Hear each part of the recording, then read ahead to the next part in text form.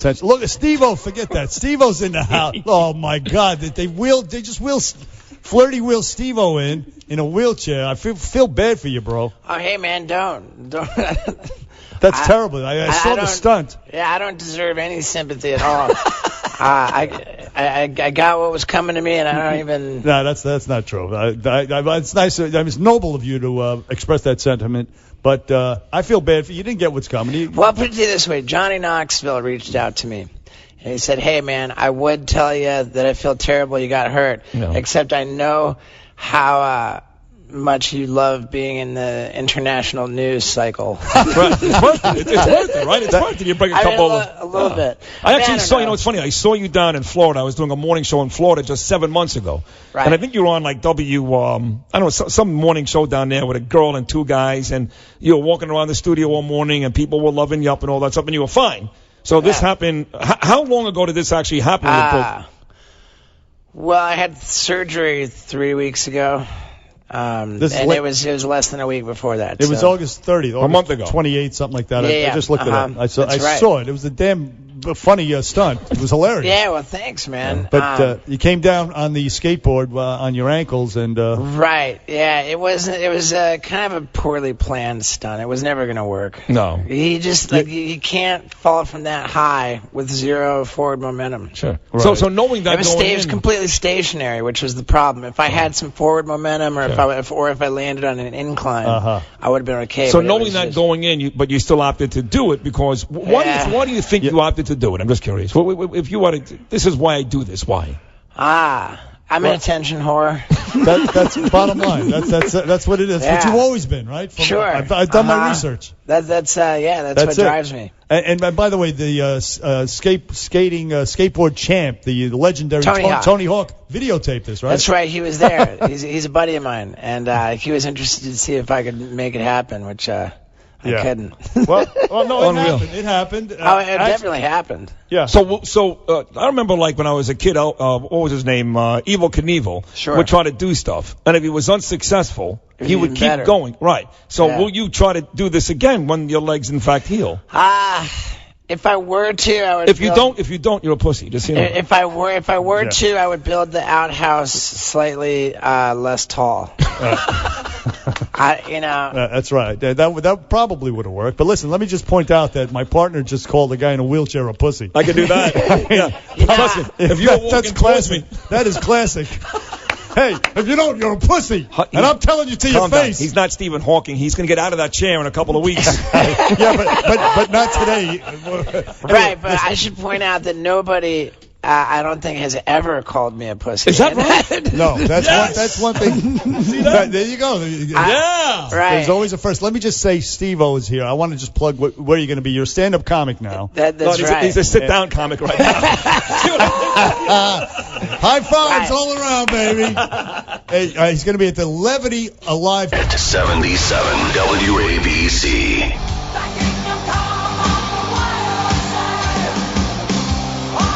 Steve-O loves this song. That's why we're playing it. Jackass fame, and everybody knows who Steve-O is, and everybody loves Steve-O. And he's live in studio right now with me and Bernard. He's all banged up. He's in a wheelchair, but he looks great. It's not he sounds funny, great. Though. We need to laugh. Oh no, it's funny. Oh, it's funny. Okay. Yeah, it's fine. Okay, it's cool. I just wanted to get it out there. Right. If God forbid he had a disease or something and he couldn't walk, but you got to hear flirty. She says, "Let's wheel him out to the newsroom for pictures." And she's laughing. The poor guy's in a wheelchair. Let's wheel him out. It's funny. I know he's going to walk again. You don't laugh at people in wheelchairs. Yes, he's going to walk again. It's fine. It's good. Hey, listen. I actually, but you just see, at the break just now, by my foot, because I'm old and sometimes I have like involuntary body actions. My foot kicked out. I kicked him right in his broken foot. Kid didn't say a word. Yeah, he's a tough you didn't cookie, feel man. That? No, I felt it, but it's all good, man. Yeah, no worries. He's not going to forget it either. Hey, Steve-O, don't forget. I'm going to mention again. He's going to be at the Levity Live Comedy Club on Friday night, Saturday night, and Sunday night. So we'll go to West Nyack. In West Nyack, New York. Yeah. Levity Live Comedy Club, West Nyack, New York. Friday, Saturday, and Sunday. Go to levitylive.com for information. There's a couple of shows each night. And he's hilarious, I'll tell you that. So you made the transition from the Jackass mode, the hurting yourself and all that. Yeah, I've been doing stand-up on tour for the last 6 straight years. And now I got my first comedy specials on Showtime. Awesome. Which is really, really cool for me. Is it airing already right now? Yeah. Oh, sure. It's been on there. It's called Steve-O Guilty as Charged. Oh, well, and I didn't know that. Yeah, man. I don't really emulate. I would have anybody. checked it out if I. Oh, hey, man. No worries. But I'm so thrilled with how that came out, and I taped it last November. So since then I've built a whole new show. Right. And that's what I'm doing this weekend in West Nyack. And what do you focus on? Just it's like a one-man show. It's stories, jokes, and I do tricks too. And with my broken ankle, I'm still able to do all the crazy tricks that I've been doing. Really? Which it's great because fortunately none of them involve jumping. Right, thank God. So when you do stories, though, do you do stuff that happened in your life? Are you a current events type of guy like Trump and Clinton? No. It's it's my story. I mean, when you've lived as crazy a life as I have, there's no point in really talking about Trump and Clinton. That's right. One of the wildest stories, of course, I'm sure you may be sick of talking about it, is your episode with Mike Tyson. Sure, man. That's a good story. That's a great story. By the way, who doesn't love Mike Tyson? Right. Everybody loves Mike Tyson. He's maybe Desiree Washington. That's a whole other story. But go ahead. That's not funny, man. He left. Wait, she got a lot of money out of that thing. Yes, she did. All right, so maybe she does like it. And they set his ass up anyway. But again, I'm sorry. Everybody loves Mike Tyson, man. Yeah. Me especially. I imagine everybody knows the story. I broke my nose on Mike Tyson's fist, and it was I saw it on the Comedy Central roast of Charlie Sheen. Yeah. And it came at a great time because I had broken my nose on a Jackass movie, even though the footage never aired. And what a waste. And it healed kind of crooked. And so then when I dove into Mike Tyson's fist and re-broke it, this guy came out of the crowd and set it for me right on the spot. Now it's perfectly straight. It looks good now. I swear to God. Yeah, this guy came screaming in the crowd, Steve-O, your nose needs to be set right now. He says, I'm a Kung Fu instructor. That's hilarious. Now, the first time you did it with Mike Tyson, you crashed a house party. He answers the door, and you're like, yo, can I come in? And that wasn't the first time I did a stunt with him. That was kind of another deal. For the first time when I tried to talk him into letting me dive into his fist, well, we were locked up in a psych ward together. At the top of the what? We were locked up in a psychiatric ward together. Okay, all right. Yeah, and I couldn't talk him into it. But then when the roast came around, I called the agent who put us both on the show. So there's a lot of things going on here. So you were in the psych ward with Mike Tyson. Right, yeah, and I spent the whole time in there trying to talk him into doing this stunt with me. Right. How long were you in the psych ward? That time, I was in there for a stretch. Oh, man. When you were in the psych... I was in two psych wards. Yeah. One time was the day of my intervention when Johnny Knoxville... and it was behind this law in California. It's called 5150, and the law states that if you're harmful to yourself or others, they can lock you up involuntarily in a psych ward for a period of 72 hours for evaluation. Of course, when they got me to the hospital, I was very belligerent, and they extended my stay from 72 hours to 2 weeks. Oftentimes, people will be in psych wards. They'll be like, this is bull, man. I don't belong here. This is crazy.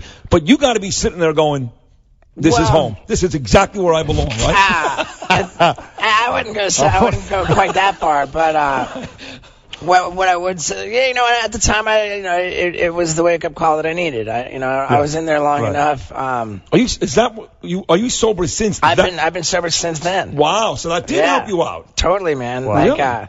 I was in there. They extended my stay, which is great because if it had only been 72 hours, I would have gone right to the drug dealer's house. Wow. But I was in there long enough. A series of events occurred. Some people came in to tell stories.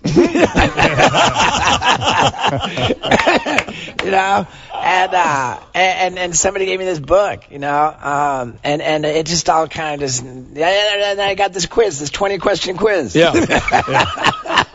Oh, that's great. Yeah, and I aced it. I aced the test. No, because there was a time also when you thought you were really sick. You had a heart issue, and you're like, hey, if I'm going to go, well, I was told. You go have a good time first, but then it turned out you were okay, right? Well, yeah, I was told that. Now before I got sober, my family was just riding me like crazy. They're trying to tell me, oh, your lifestyle, you're the drinking, the drugs. And I just wanted them off my back. So what I did was I went to this crazy comprehensive physical, it's called the Executive Health Program at UCLA. Dr. Drew Pinsky sent me there. And so I go to this, get this thing, and they just, it was a battery of tests. It wasn't even covered by insurance because it was so gratuitous, like all of this checkup. And so then I got a call from the doctor saying, hey, I want you to come into the office so I can give you the results, which is never a good sign. I go in there, and they've given me all these STD tests. I said, oh man, I'll go in there. I said, is my wiener okay? Tell me my wiener's okay. That's amazing. And that was my main concern. And he said, yeah, your wiener's fine. I was like, and I'm doing a dance. I'm all like, woo! Yeah! And he said, yeah, but you have a heart condition. And I said, who cares? I told him, I said on the spot, I said, I would rather have a messed up heart than a messed up wiener. No doubt.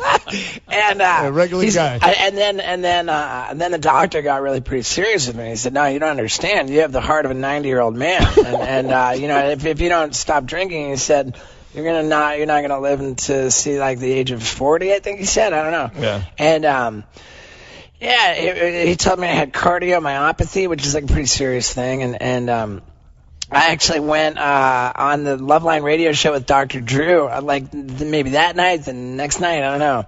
And it was sort of like the Steve-O's dying episode. And so, as it turned out, I went for a second opinion to an actual heart specialist, and they said, it's borderline. I don't know if what it was, but it was not necessarily a misdiagnosis, but I was just borderline. Exactly. But still, the story was that you went out and said, I'm going to die. I'm going to go binge. Go out in flames. Yeah. It wasn't that. No. What actually happened was I said, I got to stop drinking. And so I made it about a week. Probably not even quite a week. I think more like 3 or 4 days. What was worse for you, the drinking or the drug, the coke and the drug? They go hand in hand. Right. If I took a drink, if I had so much as 2 drinks, then I'd turn into a freaking werewolf on the prowl for cocaine. Just like that. We know how it is. Yeah. They say I got an allergy to alcohol. If I take a drink, my face breaks out in cocaine. And your hands breaks out in handcuffs. Yeah. I hate when that happens. Steve-O on the Bernie and Sid show. He's going to be at the Levity Live Comedy Show tonight, Saturday night, tomorrow night, and Sunday night. Steve-O, that story about Mike Tyson, though, is funny when you crashed the house party. Was that the first time you met him? You knocked on the door, and he answers it? I think it might have been. And he says, you said, can I come in? And he says, do you have any blow? Or something like that, right?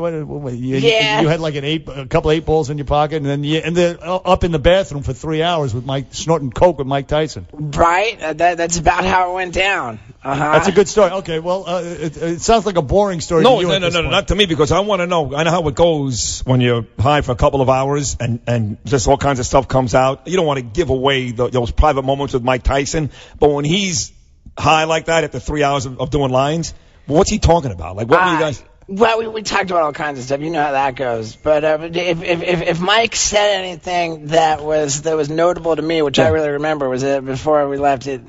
Before leaving the bathroom, he said, Steve, everybody got you wrong. You're really smart. You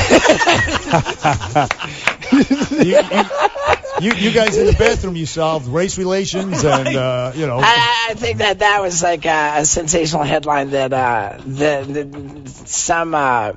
I don't think we solved anything, but we certainly discussed a lot. Hey, listen. We discussed a lot of things. In our waning moments here, a couple of things. One, you were dating one of the hottest women on earth, Kat Von D. Are you still dating her? Nah, we didn't last that long. Well, we bow down to you here for whatever length it lasted. And also, thanks, man. You're an animal rights activist also. You were arrested, actually, down in SeaWorld for protesting. You did 30 days. I got sentenced to 30 days. They let me out in 8 hours. 8 hours. Okay, which was nice. What were you pissed off about at the SeaWorld? Well, I mean, if you've seen that Blackfish documentary, it's pretty clear what the issue is. You know, they steal these beautiful whales out of the ocean. They make them live in bathtubs, basically. You know, like they're very sad, man. So like when the whale took that girl a couple of years ago down in Florida by her ponytail and killed her. Sure, yeah. Well, I mean, you're like, well, that's the girl's fault, not the whale's fault, right? I mean, whose fault is it? It's basically like it's a natural thing that if you keep these creatures captive, they're gonna act out. So I wouldn't pin it on the girl or the whale. I would just sort of pin it on like this situation. Gotcha. You know, how about like SeaWorld and what they do? It's a big deal these days. Still to this day, Harambe the gorilla. Remember they shot him in the zoo. I mean, that was something that outraged a lot of animal rights activists. Even though he had an 8-year-old boy, he didn't do anything to the boy, but he could have done something. No, I mean. Right. You know, that one I think is just so obvious that, like, the fact that the enclosure... Not that I'm a fan of zoos or enclosures in the first place. I mean, I don't care. Like, I guess on the spectrum, there's certain zoos that aren't so bad, and there's certain zoos that are terrible. And like they really, I think that if they don't have it already, they need a rating system for zoos. Steve-O is a serious guy. Sure, man, and a funny guy and a good guy. Listen, we have to ask you before you leave. And by the way, just the final word on Harambe. There was like an 8-year-old kid was able to climb into it. Yeah, for God's sakes, don't give it a little bit of a fence. There you go. Right, duh, right? Build a wall, Stevie. Right. So, Steve, the big question: Hillary or Trump? Come on. Oh God, man, what a terrible choice. Choice. Yeah, I mean, it's like we're saying: would you rather have herpes or AIDS? What would you rather? It's like Charlie Sheen or Tanya Harding. Right? I mean, I guess the whole Trump thing has been hilarious and entertaining, but yeah, I mean, for God's sakes, it's anything but Trump, you know. You're with me. Hey, last thing, so you in Knoxville, was there ever like a time you guys really didn't talk or pissed off at each other, or that's a yes? Oh, well, I mean, I don't know. I mean, certainly not publicly, right. And Knoxville's the captain, man. I mean, that's all there is to it, you know. Good guy too. There were times when you guys. Well, not really. There was just one thing, and it wasn't Knoxville's fault. There was there was a clerical error, you know, and some paperwork, and it all got sorted out. You know? It's cool. So like when you broke it got 100% sorted out. He called you now when you broke your legs. He called you. Yeah. Okay. He told me. He said you're on every website out there. He says you haven't got this much publicity since your last arrest. That's funny. But yeah, in any case, you know, whatever had happened, and this isn't even like public information, but it got completely sorted out, and everybody got what they were supposed to get. Good. And I did owe him an apology for taking it personally, what he didn't even do in the first place. So everything's cool. Did you see Bad Grandpa? One of the funniest movies ever made. I absolutely loved it. Hey, Steve-O is with us here. Levity Live Comedy Club tonight, tomorrow night, and Sunday night. Go to levitylive.com. We're out of time. Steve-O, all the best. You're a great guy. Thank you for having me. I appreciate it. Great. Check Steve-O out at Levity Live. Bernie and Sid back after this. 77 WABC Traffic.